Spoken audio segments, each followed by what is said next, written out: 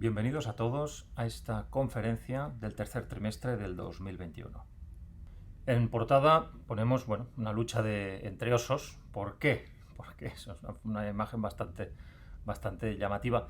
Básicamente por la aparición muy bestia de la inflación en los mercados y en el día a día de las personas.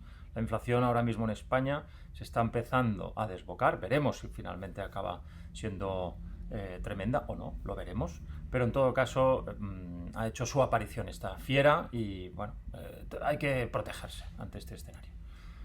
Muy bien, en primer lugar hablaremos, como de costumbre, de la rentabilidad agregada de los clientes de Visan.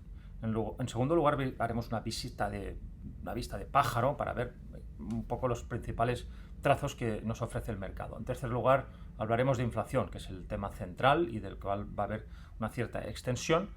Y después hablaremos escuetamente de cuándo entrar en el mercado. Esto es así porque muchas familias, sobre todo las que acabamos la planificación financiera, etcétera, pues tienen dudas de si es un momento propicio o no para empezar a invertir o no, porque los mercados han subido mucho, etcétera. Entonces sí vale la pena entrar. O a veces porque después de una corrección, todo el mundo, por ejemplo, lo de China, etcétera, pues hay miedo, etcétera. Bueno, hablaremos de esto. Una pequeña pincelada del fondo Visa en largo plazo y finalmente las conclusiones. Empezamos. La rentabilidad agregada a lo largo de este año para los clientes de Visan, para las familias de Visan, es del 11,1%. Rentabilidad es promedio agregada. En este tercer trimestre ha subido muy poco, un 0,43%. Y lo comparamos con el año pasado, que fue un año de órdago, con el 1,68. Hay que tener en cuenta que este año, en ciertos aspectos, está siendo incluso más duro que el año pasado, aunque no lo parezca. Y es un año muy difícil, muy complicado. Bueno, de hecho cada año lo es, pero es bastante tremendo. Y en segundo lugar, simplemente como nota, que lo que es la composición del activo se mantiene más o menos similar, pero el blindaje se ha reducido un poco en favor de pólvora, pero el resto de porcentajes siguen bastante inalterados. La rentabilidad agregada de nuestras familias, pues llevamos ya, este año hemos 11,1, llevamos una subida de 125. En los mercados, en Eurostoxx, en IBEX, incluso en vivienda ha bajado un pelín, muy poco, y en Euro Aggregate Bonds pues sigue conteniendo uno de los peores años en muchísimo tiempo, puesto que llevábamos más de una década subiendo prácticamente cada año, y este año al final está siendo tremendamente complejo. Además vemos cómo el mercado americano sigue copando la capitalización mundial de los activos. Casi el 60% de toda la capitalización empresarial que cotiza está en Estados Unidos. Es muchísimo. El trimestre pasado ya estábamos en el 58%, ahora 59% y sigue subiendo. Bueno, ya hablamos en ocasiones pasadas que esta situación creemos que se va a revertir en los próximos 10 años. No por eso decimos, vamos a dejar de invertir en Estados Unidos. No, pero aquellos sectores que están realmente con una mayor capitalización de largo en Estados Unidos, que son los que ocupan la mayor parte de los tramos, que es tecnología, sí que en los próximos 10 años, no creemos que ocupe tanto. Y otros sectores y otras regiones del mundo creemos que van a ir tomando poco a poco posiciones. Seguimos en el año, fijaros, cómo las empresas de pequeña capitalización, growth, han sido aplastadas en relación al resto, cómo las empresas de pequeña capitalización en general han ido en teoría peor que las de gran capitalización, pero las empresas value han sido las mejores de largo. Y large value también mejor que el growth. Y growth aquí vemos cómo se están aguantando, sobre todo por las grandes tecnológicas, Apple, pues Microsoft, etcétera, que están aguantando el envite bastante bien. Veremos hasta cuándo. Desde nuestro punto de vista, todo pinta que se está llevando a término una formación de topping. Estoy hablando de topping de muchos años y bueno, veremos. Vemos, por ejemplo, en Europa se sigue más o menos el mismo proceso. Value está funcionando mucho mejor que Growth y Small Cap también está funcionando mucho mejor en Europa. Y en los mercados emergentes, Small Cap es lo único que ha funcionado. Growth y grandes capitalización no ha funcionado a lo largo del año y solo Value y pequeñas empresas están funcionando. ¿Cómo cambian las cosas? Es curioso cómo con el paso de los años los ciclos van y vienen y se van sucediendo estos cambios. Muy importante. Muy bien, y luego vemos los factores. Esto no ha cambiado prácticamente desde principios de año. Value es el único factor que está funcionando cuando ha sido denostado en estos últimos años y ha sido realmente duro, ha sido diríamos bastante fracaso la estrategia Value en los últimos años para empezar a brillar, y creemos que brillará bastante más en los próximos 2-3 años. No digo que cada año sea muy bueno, pero es muy probable que así sea. Y el resto de estrategias, a ver, tampoco son un desastre, o sea, el funcionamiento es un pelín por debajo de los índices, o sea, no es un drama, pero veremos cómo acaba de funcionar. Y aquí vemos la relación. En negro es el mercado, cómo ha ido funcionando, y después en los distintos colores tenemos la evolución relativa, con una estrategia long short, o sea, que compras al alza y también vendes aquello que no funciona a la baja para ganar dinero. Y vemos que el value, que es el azul, ganó mucho dinero, estuvo siendo el rey hasta abril más o menos, y que empezó a perder territorio. Fijaros, lo que parecía inexpugnable y súper fuerte, empezó a funcionar mal, y solamente en este último periodo de septiembre ha empezado otra vez a funcionar muy bien, a pesar de que el mercado ha caído. A pesar de que el mercado en este tiempo ha ido mal, el value está yendo bien. Y esto después hablaremos del fondo Visan largo plazo, en el que esto que está sucediendo aquí, nosotros detectamos que la tendencia value es la que más está funcionando, y tenemos en la parte de acciones directas, en esta parte que tenemos, sí que de factor investing dinámico, sí que el factor value, que es el que vemos que más está funcionando, tiene muchísima más fuerza. Y de hecho no nos ha ido bien en estos primeros meses, puesto que value sí, parecía que iba funcionando muy bien. Ha ido bastante mal durante todo este tiempo, que lo hemos acusado, evidentemente, pero ha vuelto a funcionar. Y con solo esta subida hemos recuperado todo y volvemos a estar en liza. Veremos cómo funciona. Como decimos, no hay nada que funcione siempre, y todos son ciclos, y es todo un tema de equilibrios y equiponderaciones entre las distintas estrategias. Muy bien, llegamos al tema estrella. Nosotros comentamos en el primer trimestre ya del 2020, en medio de la pandemia, en la conferencia que hicimos, ya estuvimos hablando de la inflación como algo muy importante, y hablamos cómo podemos tener inflación teniendo el petróleo que llegó a cero. No sé si os acordáis, llegó el petróleo a cero, y decimos, no, es que creemos que va a haber un escenario de inflación. Incluso esto fue muy discutido, y bueno, hay gente, bueno, pues lo típico, ¿no? A veces cuando dices según que, pues bueno, provoca cierto rechazo o risas o lo que sea. Nosotros dijimos, la inflación puede ser causada por varios motivos. Un tema de moneda, lo vemos muy probable, que el abuso de los gobiernos en relación a la divisa suele ser bastante tremenda cuando sobre todo llevas políticas monetarias tan expansivas y ahora fiscales expansivas, que es lo que estamos viendo, que empieza a haber política fiscal muy expansiva, algo que probablemente produzca inflación. Segundo, la demanda. Bueno, no pensamos que la demanda sea el principal driver de la futura inflación. En cambio, dijimos que la oferta, una crisis de oferta, que es que no se produce lo suficiente debido a shocks y básicamente el COVID, la pandemia, pensamos que esto era el principal problema en que los próximos años viviríamos. Esto lo escribimos muy sencillo. Este es el principal escenario en los próximos años a nivel internacional. ¿De acuerdo? Que es que sea un shock de oferta. Luego, en el cuarto trimestre del 2020, volvimos a avisar y decir, avisar. Simplemente damos nuestra opinión y decimos, oiga, ¿cuáles son los grandes perdedores que pueden existir de cara al futuro con los escenarios que tenemos encima de la mesa? Y dijimos, bueno, la gente ahorradora, que tiene el dinero en efectivo en cuentas corrientes bancarias, estos van a sufrir muchísimo. A la que empieza a despuntar la inflación, que en aquel momento, cuando se publicó esto, no aparecía aún por ningún lado, estamos ante este escenario, y es un escenario muy complejo y muy complicado. La renta fija va a sufrir muchísimo, ya lo estuvimos comentando, aparte que la parte gubernamental, estuvimos hablando de los posibles defaults de países, en el momento en que pasan el límite de 120% de deuda respecto al PIB, en 3-5 años se reestructuran la mayoría, en más de un 50%, y en 15 años todos, excepto el único caso en los últimos 200 años que no ha sido así, ha sido Japón, que es un caso aparte.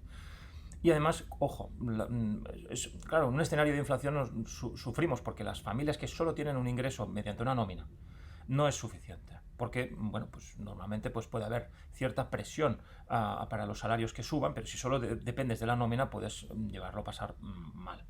Entonces, con lo cual, decíamos, la mejor opción que tenemos para protegernos ante un escenario de este estilo, con una inflación al alza, es invertir en activos reales. Y lo vemos clarísimo. Desde el año pasado veíamos que esto hay que empezar a invertir de forma fuerte y severa tanto en acciones, que ya lo hemos venido haciendo en Visan por nuestra vocación financiera, pero también somos amantes de las materias primas, y más en un escenario como ahora.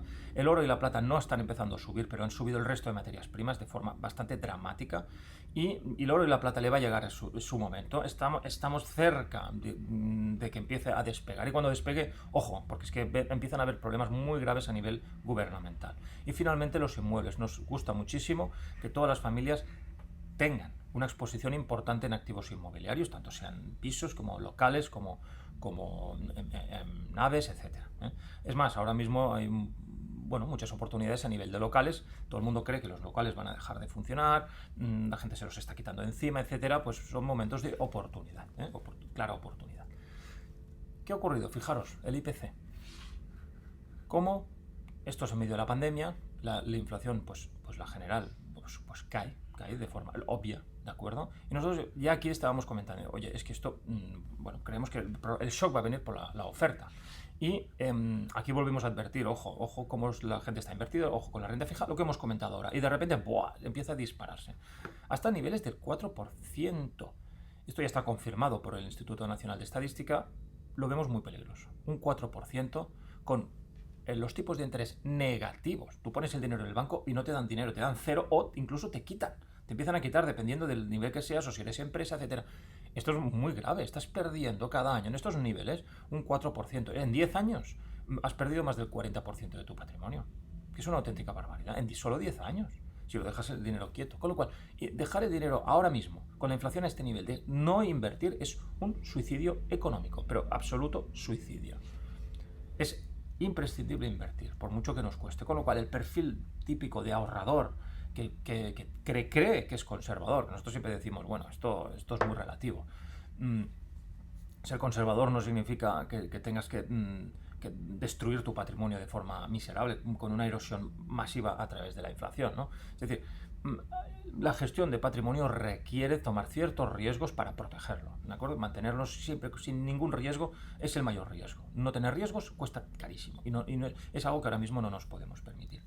Pero ¿a qué se debe esta subida? Bueno, en primer lugar, conocemos España, que es un país dependiente del exterior de forma salvaje a nivel energético.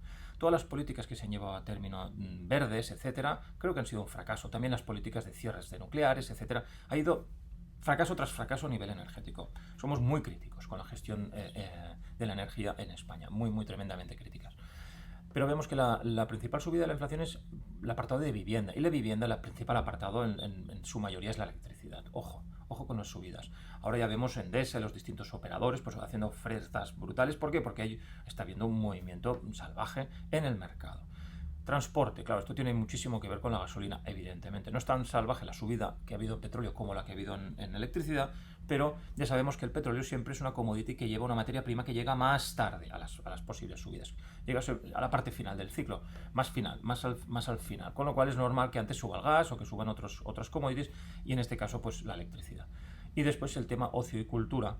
Estamos viendo que al haber apertura de comercios, etcétera, pues hay un shock. ¿Por qué? Pues porque ahora empieza la gente a moverse otra vez, a ir a restaurantes, etcétera, que antes estábamos cerrados en casa, y esto evidentemente hay mucha fuerza aquí, y han cerrado muchos comercios, hay menos oferta y empiezan a disparar los precios. Así que ojo, fijaros, si tomamos la inflación española, esta última subida, estamos en el 4%, ojo, es la más alta en 13 años, solo superada por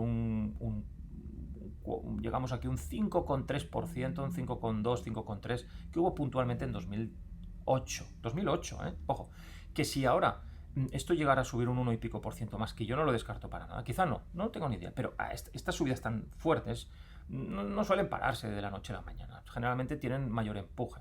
Y estamos llegando a invierno, ojo, que ahora viene el invierno, ahora vendrá un consumo masivo de electricidad y sobre todo de gas y de petróleo para calentarnos. Ojo, que ahora viene el invierno y veremos cómo se gestiona todo esto. Con lo cual, que suba un 1,5 más puede pasar, y en este caso estaríamos con unos precios de inflación mayores de los últimos 20 y pico, casi 25 años.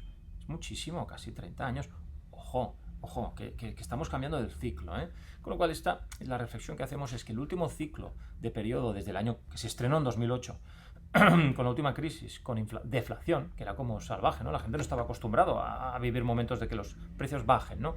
Después otro periodo, desde el 2013 al 2016, con muchísimos periodos de deflación, otra vez con la pandemia, y parecía ya que todo el mundo asumía que dentro de los cálculos de inflación, hagamos incluso los modelos matemáticos, pues cojamos una inflación del 0,5, cosas así. Es lo que vemos nosotros con modelizaciones constantemente. Nosotros siempre estamos utilizando en Visan modelos con inflación del 2 al 2,5. Fijaros, bastante más razonable que tipos más bajos. Y ahora quizá nos quedemos cortos. Quizá tengamos que volver a subir esto, lo que va a complicar mucho la consecución de los objetivos de las familias. Ojo con esto también. También es cierto, y es verdad, que si te sube la inflación, probablemente, no es lineal, la correlación es perfecta, probablemente te suba también la rentabilidad de los activos reales, porque parte de la rentabilidad nominal viene por la vía de la inflación. Así que hasta cierto punto, al tener tanta preponderancia nosotros a invertir en activos reales, nos estamos cubriendo ante estas posibles subidas. Pero hasta cierto límite, no es una cobertura perfecta. Seguimos, aquí vemos los graves problemas que ha producido la pandemia. Desde nuestro punto de vista, la gestión de los lockdowns, los cierres, la economía ha sido intervenida de manera tan dramáticamente alta, fuerte, que ha producido unos shocks enormes que comentábamos al principio, shocks de oferta. Con lo cual, cuando tú ahora quieres importar algo de China, pues tienes verdaderos problemas. Y de hecho, el tráfico marítimo, etcétera, está colapsado. Los precios se están disparando. Y esta partida de aquí parece de topping. Esperemos que haya sido empiece que estemos en un top, ojalá, y que esto se empiece a normalizar. Pero esto cambia las cosas. Si esto se mantiene, va a salir más barato producir cerca de Europa, no tener que importarlo todo de China. ¿De acuerdo? Porque ahora los costes de transporte son muy, muy considerables, aparte de la pérdida de tiempo. Tú estás dispuesto a tener costes más bajos en China, sabes que la calidad es peor, pero bueno, te llega el material, etcétera. Pero si ahora no te llega tarde, mal, etcétera, y se abastece mal, etcétera, quizá te interese empezar a producir en otros sitios. Lo veremos. O sea, que estos shocks traen muchos cambios también. Así que no se cambian, las cosas no se solucionan tan rápidos. Aquí vemos el gas absolutamente disparado. Ojo, y Europa es dependiente del gas. Alemania depende del gas para el invierno. Están ahora Putin y los rusos felices, felices de la vida. Fijaros, desde septiembre el gas cayó casi a la mitad. Y desde aquí ha habido un movimiento parabólico de subida, cuando parecía que esto sería el petróleo a cero y el gas también no vale nada. Fijaros, cómo son las cosas, se llevan a un extremo para irse al extremo contrario. Esto tiene pinta bastante de topping, pero veremos las capacidades de abastecimiento, etcétera, que hay. Lo veremos. Tremendo los costes que van a haber. Y esto lo vemos no solamente en gas, esto es el gas europeo, lo que hemos visto ahora, pero también en gas natural licuado, ¿vale? Todo el tema de energía lo estamos viendo en la electricidad, pero materias primas también. Se ha disparado el hierro, el coste del hierro. Ahora ha vuelto a caer, O sea, fijaros, son subidas fuertes, caídas.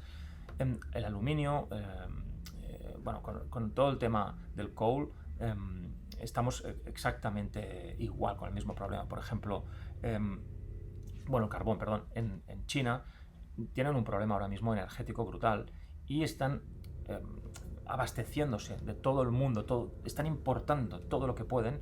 Y claro, por ejemplo, para fabricar las placas fotovoltaicas se necesita, básicamente coges un horno y fundes carbón con sílice. Con lo cual, dices, primero que es súper polucionante, pero claro, lo fabricas en China, nos da igual. Pensamos que esas placas son verdes, de verdes poco, porque solo su fabricación es tremendamente, produce una polución estratosférica. Los costes de las placas habían caído de forma dramática, similar a la evolución de los chips y la evolución de las memorias, de los ordenadores, una progresión extraordinaria, pero ahora se ha roto esta tendencia, puesto que ahora fabricar placas en China es carísimo, puesto que no hay carbón, porque lo necesitan para producir energía. Y entonces está habiendo toda una disrupción. Y ya sabemos, los chinos, el gobierno chino, pues lleva con mano de hierro cualquier tipo de crisis, ¿no? Y ya vemos cómo actúan.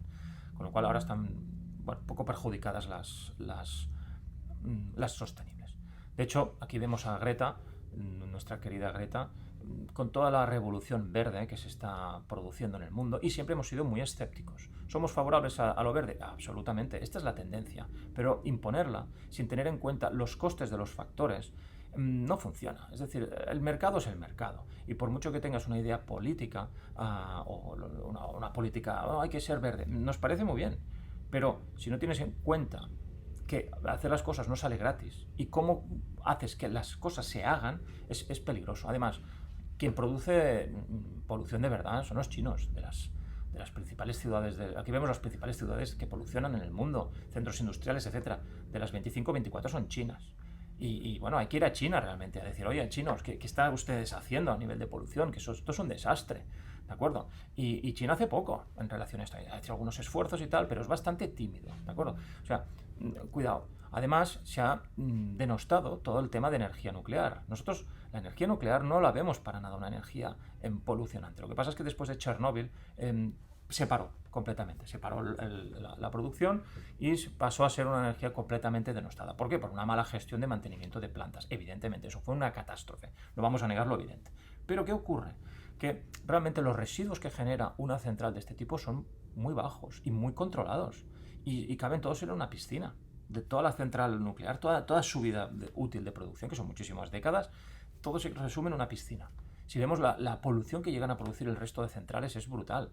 Es enorme, es muchísimo superior. Con lo cual, nosotros pensamos que haber denostado y haber tachado tan fríamente y tan rápidamente todo el tema nuclear de esta forma, creemos que ha sido un error a la vista lo que está ocurriendo ahora mismo. De hecho, Francia ya está empezando a decir, oye, no, dejémonos, vamos a volver a apostar por la nuclear. De hecho, los países del norte vuelven a apostar por nuclear. Del norte las pequeñas... Estonia, Letonia, etcétera. También ahora Japón ya ha dicho, pasó lo de Fukushima, otro desastre, volvemos al nuclear, porque no podemos depender del mercado, bueno, pues los precios están por las nubes, etcétera. Hay que pensar, ¿no? ¿De acuerdo? De un cierto modo estratégico, que si te falla la energía, te puede fallar toda la economía de un país. Y hay que pensar en este sentido. Con lo cual, bueno, pues tener las centrales nucleares bien atadas, pues te puede salvar el fin de año o el presupuesto. Insisto, no es que seamos antiverdes y todo esto, que va, pensamos que el mundo va en esta dirección, pero simplemente no creemos que las tendencias sean lineales. O sea, todo es verde ad infinitum. No, el mundo te demuestra que todo son ciclos, ¿de acuerdo? Y que no es infinito. Hay que pensar en muchas más alternativas. Además, el tema de la gasolina que se está hablando, pues aquí vemos, esto es la parte americana, pero bueno, es una pequeña porción, no tienen tantísimos impuestos como en Europa, esto es cierto.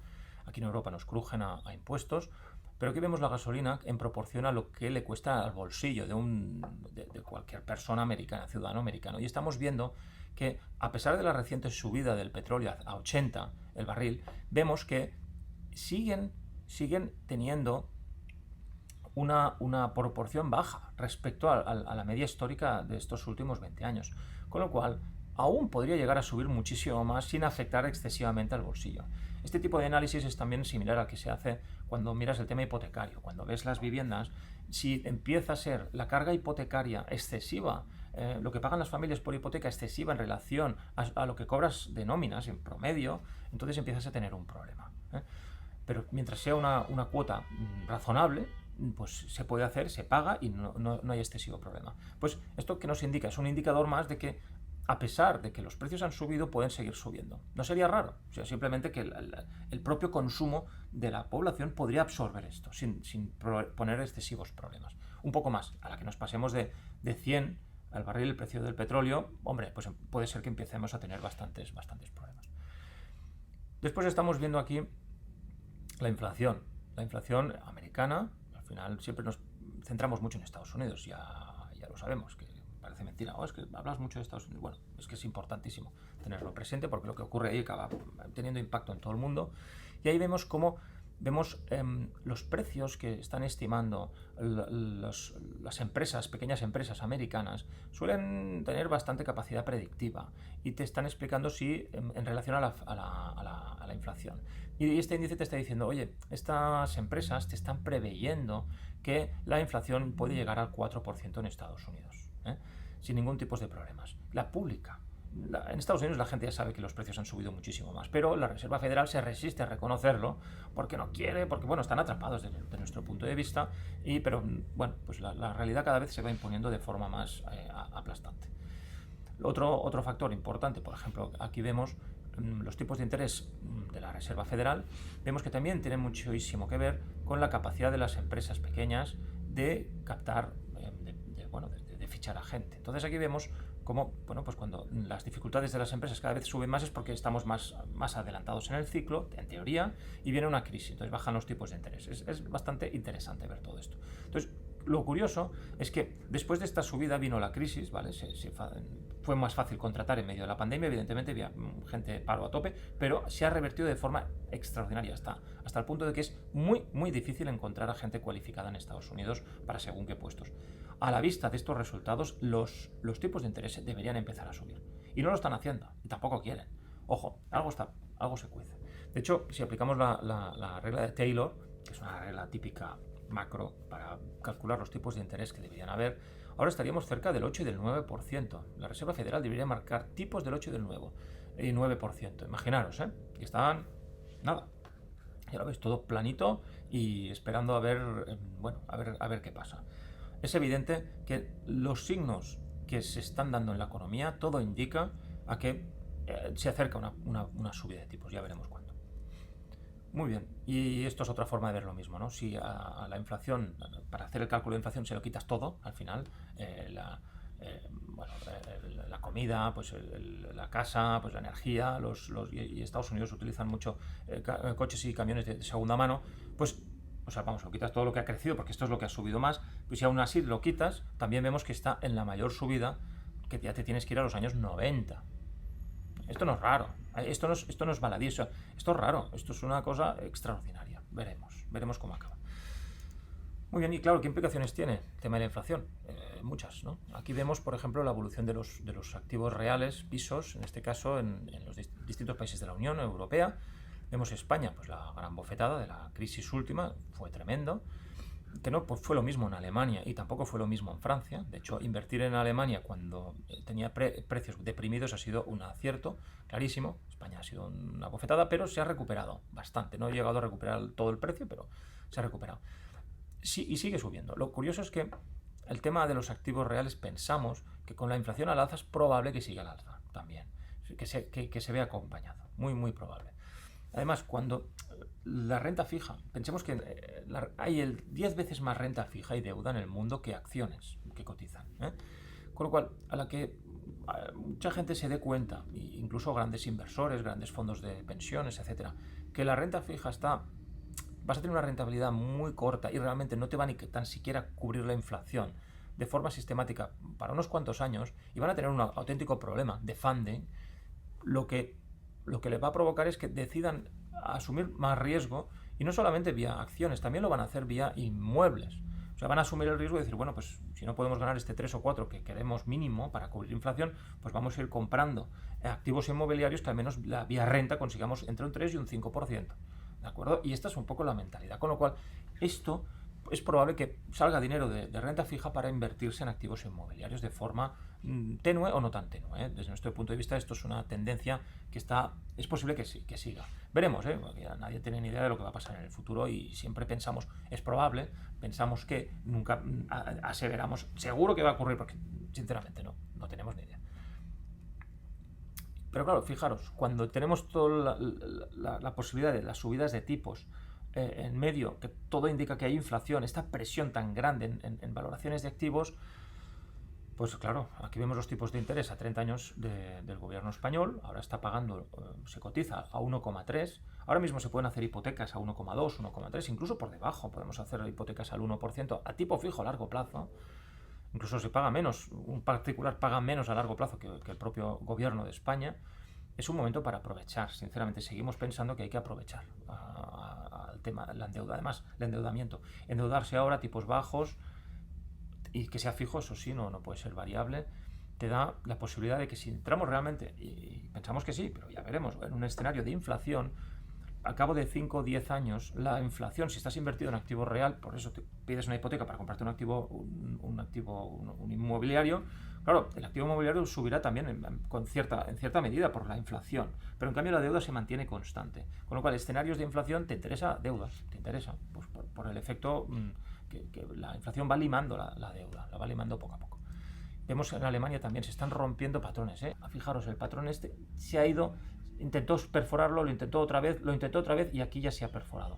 Ahora ha hecho un rebote aquí y todo tiene pinta que esto ya va a empezar a subir. En Alemania vemos 3/4 de lo mismo, que ya está intentando empezar a subir, no lo ha hecho, pero de empezar a despegar ahora se iría bueno, pues puede tener una subida de un 1 o un 2%, de forma bastante dramática. Veremos lo que pasa.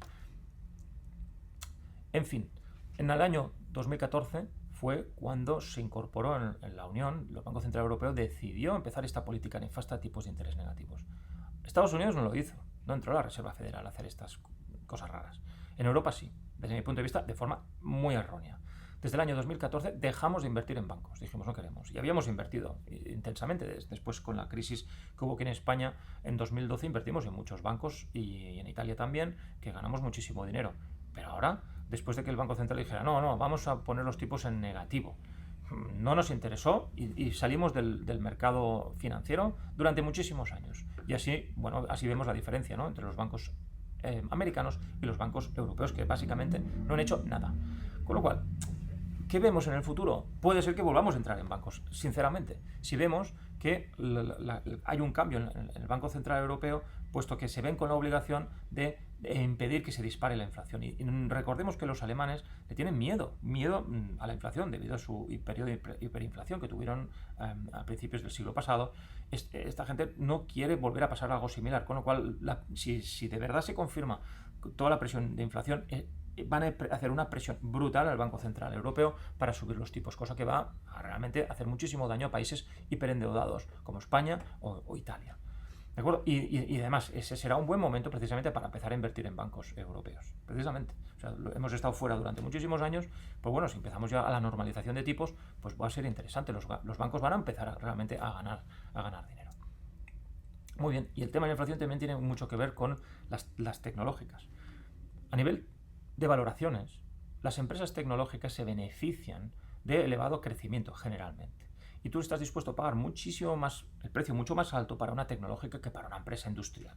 Pero es lógico, porque crecen mucho. Pero ¿qué ocurre cuando el crecimiento, que puede ser muy elevado, le añades unos tipos de interés a la baja? Pues los tipos de interés a la baja lo que hacen es aún aumentan más las valoraciones, muchísimo más. Y de hecho por eso podemos encontrarnos con valoraciones realmente fuertes a nivel tecnológico, que vemos que ahora mismo están a niveles incluso mayores que en la época .com, ¿de acuerdo?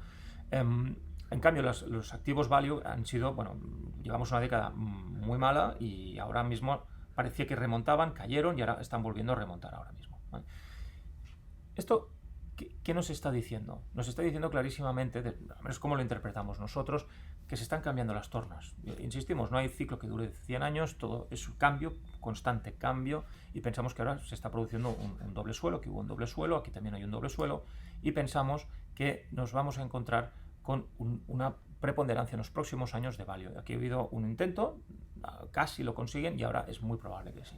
Veremos. Las empresas tecnológicas a las que les subes los tipos de interés las perjudica de forma extraordinaria, porque tienen muchísima sensibilidad a los tipos de interés. Pensemos que una empresa tecnológica, por ejemplo, tiene un PER, que es las veces que tú pagas los beneficios para hacer la compra. Por ejemplo, una empresa tecnológica que gana 10, pues, y tiene un PER de 100, quiere decir que pagas 1000 por esta empresa. Dices, hombre, yo he comprado una acción que vale 1000, pero gano 10 solo. Dices, bueno, he pagado un PER de 100. Es muy cara. Bueno, pero así era Facebook, por ejemplo. ¿De acuerdo? Cotizaba esto. Y bien que ha ido muy bien. ¿De acuerdo? En cambio, una empresa industrial dices, no, es que yo pago 1000, pero en cambio me dan 100 cada año de beneficios. Dices, ostras, 10 veces más que Facebook. Sí, bueno, pero es que esta empresa industrial no crece tanto, ni muchísimo menos. Incluso no crece. Pero ya te aseguras desde el principio una subida por ejemplo, de estas ganancias de 100 en lugar de Facebook de 10. Pero ¿qué pasa? Que Facebook sigue subiendo los beneficios de forma extraordinaria año tras año, con lo cual al año siguiente quizá ya está ganando 20, al año siguiente 30, 40, al año siguiente 80, pero al otro ya está en 150, al otro en 200, y dices, ostras, es que en 5 años he ganado muchísimo más que el otro, empresa industrial, que ganaba 100 cada año, pero no crecía. El problema viene cuando hay subidas de tipos de interés. Las subidas de tipos de interés son muy malas porque afectan a la rentabilidad respecto al precio que tú pagas. Por ejemplo, en el caso de Facebook tenías una rentabilidad del 1% sobre lo que tú pagabas. En cambio, en una industrial un 10. Cuando te suben los tipos de interés y el banco, en lugar de pagarte el 1, te paga el 3, ¿qué significa? Que cuando inviertes en Facebook ya el banco ya te paga más, te está pagando un 2% más que este 1% que te cuesta, que te da Facebook cada año. Ya sé que Facebook puede crecer, pero hoy por hoy, oye, el banco ya me está pagando más que lo que me da Facebook. Y esto no gusta. Pero si después del 3 los tipos suben al 4 y empieza esta tendencia, ¿qué hace el mercado? Se ajusta. Entonces le reduce bastante la cotización a Facebook, bastante. Le puede reducir un 20, un 30, un 40%, tranquilamente con subidas de tipos de interés. Para que la diferencia entre lo que se paga el dinero de forma relativamente gratuita, que es con los bancos, y lo que dan con la rentabilidad por dividendo, pues empiece ya a ajustarse. ¿Vale? Bueno, rentabilidad por dividendo. Si no dan dividendos, miras la rentabilidad por lo que ganan. Pero en una empresa industrial, claro, si ya estás ganando el 10% y los tipos te suben del 1 al 3, pues oye, sigues ganando un 10%, que sigue siendo un 7% más que lo que te da el banco. Con lo cual no te afecta tanto. Fijaros, y como todo es por comparativa, por comparación, los tipos de interés al alza suelen hacer bastante daño a las empresas tecnológicas. Y esto es lo que pensamos, que en este nuevo escenario pues, la tecnología puede no funcionar tan bien. Veremos. Muy bien. Una de las preguntas que tenemos muy a menudo cuando acabamos todo el proceso de planificación viene el momento de si la planificación lo permite, hay que invertir. Toca invertir para conseguir nuestros objetivos. Pero ¿qué ocurre? Que siempre estamos al albur de el mercado sube, el mercado baja, etcétera. ¿Qué podemos hacer? Invertimos ahora. Llevamos muchísimos años trabajando con todo el tema de planificación y sabemos que en el momento de la verdad para una familia es difícil porque son sus ahorros y bueno, los ponemos a invertir ya como en teoría de golpe. A ver, nosotros seguimos una política básicamente de que si el mercado está al alza, sigue un proceso al alza, hay que meter el dinero ya, invertirlo ya. Como mucho lo puedes periodificar en 1 o 2 veces, pero en el mismo año en que acabas la planificación. No puedes esperarte más. ¿Por qué? Porque generalmente hay un coste de oportunidad elevadísimo a la espera. Estamos en un bull market que parecía que con la caída del coronavirus entráramos en un bear market, duró poquísimo. Y de hecho estuvimos siempre pensando que podría seguir cayendo para abajo. No fue así, el mercado dio una señal clara de positiva y cerramos la visión de bear market y nos pusimos bullish a tope a partir de noviembre, octubre del año 2020, pero absolutamente al alza. ¿Qué significa? Que cuando un mercado está al alza debes invertir lo antes posible y si acabas la planificación pues es importante invertir.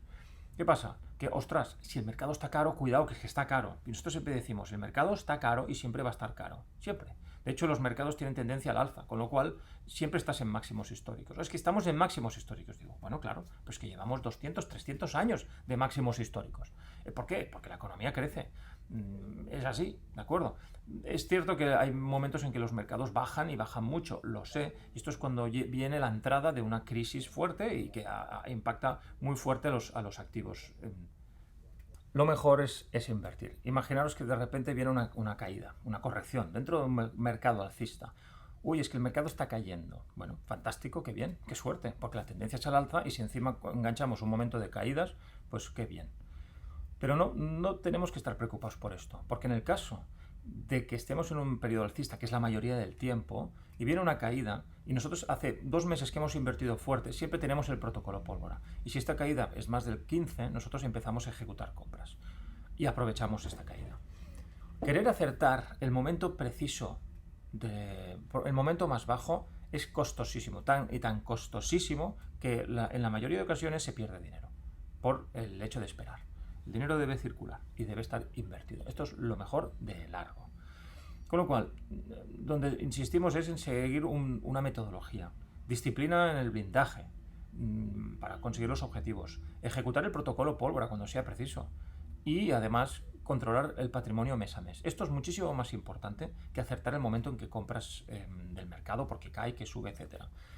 Los errores más fuertes que hemos visto es gente que no ha querido invertir a lo largo de estos últimos años, que lo hemos visto y conocemos a mucha, que no ha querido porque, claro, porque fíjate la crisis, siempre hay una crisis, si no es la pandemia, después viene la crisis de no sé qué, del euro, del tal, cual, no sé qué, y van pasando los años y vamos viendo las rentabilidades que vamos obteniendo y vamos viendo cómo eso no se ha invertido y quítale después la inflación además y dices, madre mía, la pérdida de dinero que ha habido por estar con este miedo de entrar, salir, etcétera.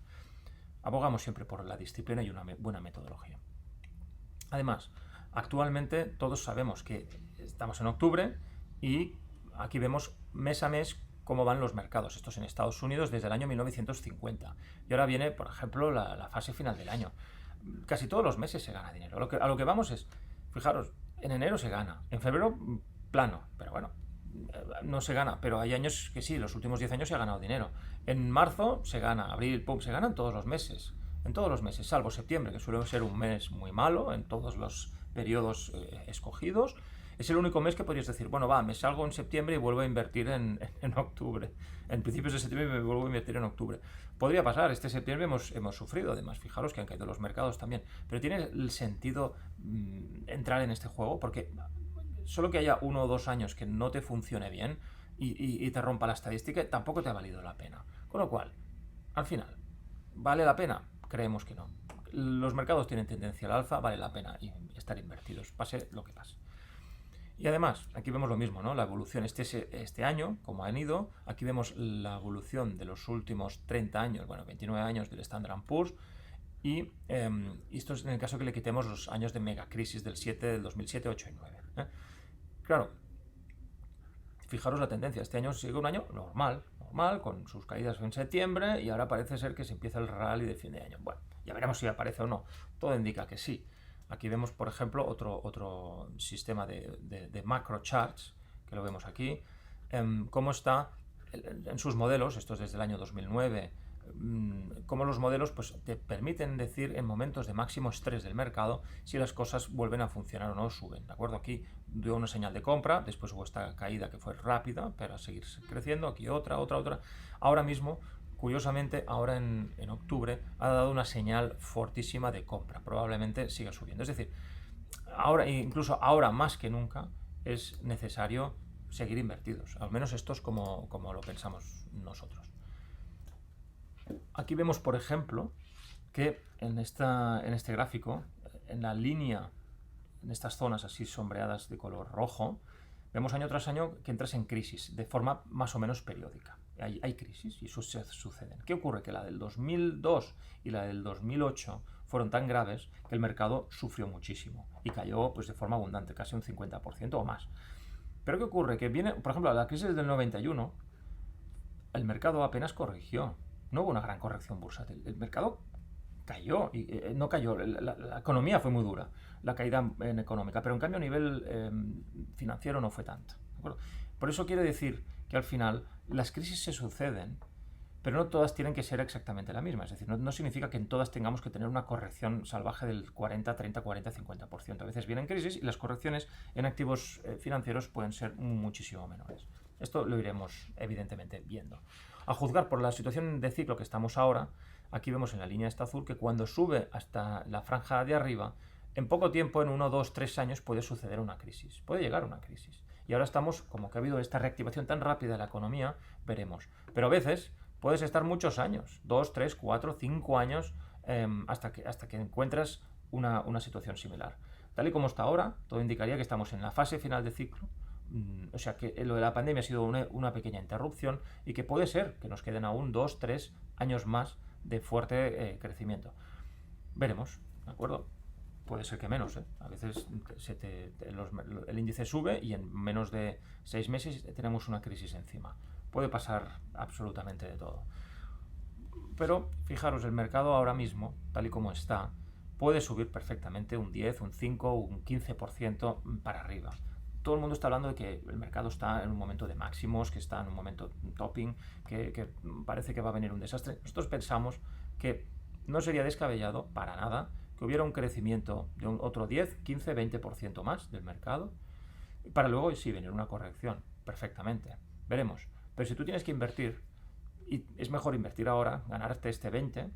Además, nosotros a medida que vas ganando, vamos vendiéndonos parte de las ganancias para ir generando pólvora, y cuando venga el periodo de recesión o de caída de mercados, poner a trabajar la pólvora. Pase lo que pase, nos iremos beneficiando de las distintas situaciones.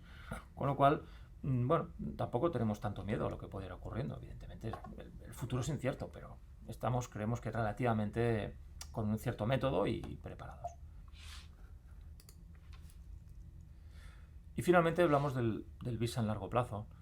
Simplemente comentar que el fondo tuvo un arranque complicado. Hemos visto el factor value, que el fondo empezó en abril, y desde abril en adelante, value precisamente, que era el que mejor factor había ido, nuestro fondo tiene una fuerte exposición en value y ha sido arrastrada en contra y le ha ido bastante mal por la parte de acciones. La parte de fondos tradicional ha ido funcionando relativamente bien, pero la parte de acciones no. La parte de acciones es la parte que lo que llamamos factor investing dinámico. Intentamos capturar cuáles son de los 4 factores más importantes, el momentum, value, small caps y grandes marcas, cuál tiene mayor preponderancia. Entonces lo que hemos hecho es apurar más hacia value, puesto que era el factor que parecía que tenía más salida, y seguimos creyendo que así es. De hecho, ahora mismo el fondo, la parte de factor investing dinámico, está en su mayoría con acciones pro apertura. Si vemos aquí el detalle, vemos como en energía tenemos ya un 30%. De hecho, hemos ganado mucho en energía en este último mes. Las acciones energéticas hemos ganado muchísimo dinero. Después, en consumo tenemos cierta exposición, pero sobre todo es consumo de apertura. Ocio, por ejemplo, cruceros, etcétera, ¿vale? Después tenemos aerolíneas, todo el tema de transporte, que es también otro sector muy castigado y que también tiene pinta de que va a subir mucho. Materias primas, otro de los sectores que ahora se está disparando y hemos tenido mucha exposición. Y en tecnología tenemos poca. Entonces, la cuestión es, pensamos, bueno, los números al final nos dicen que la apertura del mercado la recuperación está encima de la mesa.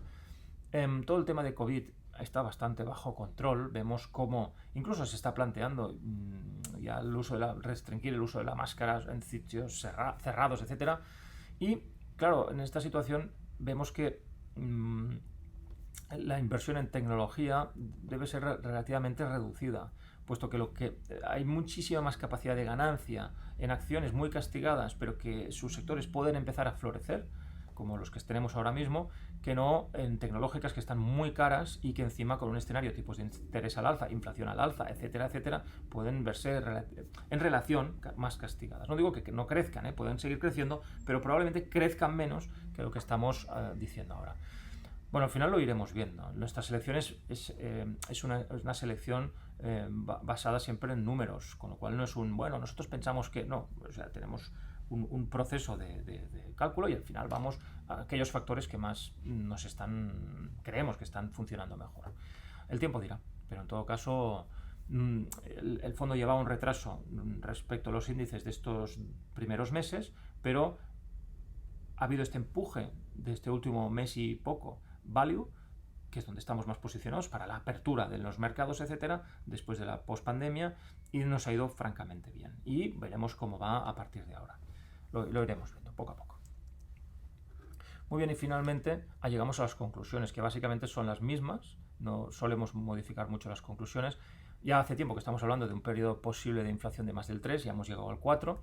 La volatilidad en acciones lo estamos viendo y probablemente puede haber un leg up, una subida más de aquí a fin de año por el rally, fin de año, no sabemos, puede ser al alza, pero también a la baja. La gente cree que la volatilidad siempre es a la baja, puede ser al alza y subir de forma importante. De hecho, hay mucha más gente pensando que los mercados van a caer que van a subir, y cuando esto pasa suele subir, no caer. Después seguimos insistiendo muchísimo para las familias todo el tema de planificación financiera y todo el tema de blindaje. La disciplina es clave. Cambio de ciclo, cada vez se está confirmando más que estamos en un cambio de ciclo. Pasamos de tech a value, y Estados Unidos, todo este porcentaje enorme del pastel que es América, pensamos que cada vez se irá reduciendo. ¿Tenemos muchas posiciones en Estados Unidos? Sí, pero fijaros que la tenemos en aquellos sectores que más castigados han estado. En cambio, los grandes índices están copados por todo el tema tecnológico, en lo que tenemos muy poca presencia. Con lo cual, a pesar de que los índices en los próximos 10 años de Estados Unidos creemos que no serán los más brillantes, tener cierta exposición en sectores americanos, pero que han sido muy castigados y que también un futuro brillante nos puede ir también muy bien, ¿vale? Y además pensamos, estamos muy contentos que la pandemia parece que está mucho más controlado. Esperemos que no venga un loco y saque otro virus, en fin, para hacer daño. Esperemos que no. Creo que todos los gobiernos se han puesto las pilas, algunos de forma más dramática, radical, otros menos, etcétera. Veremos, pero pensamos que el daño del virus está bastante controlado y nos alegramos mucho por ello, con lo cual somos moderadamente optimistas. En fin, pues esto es todo. Muchísimas gracias por seguirnos, por pasar este rato con la presentación, y hasta la próxima. Muchas gracias.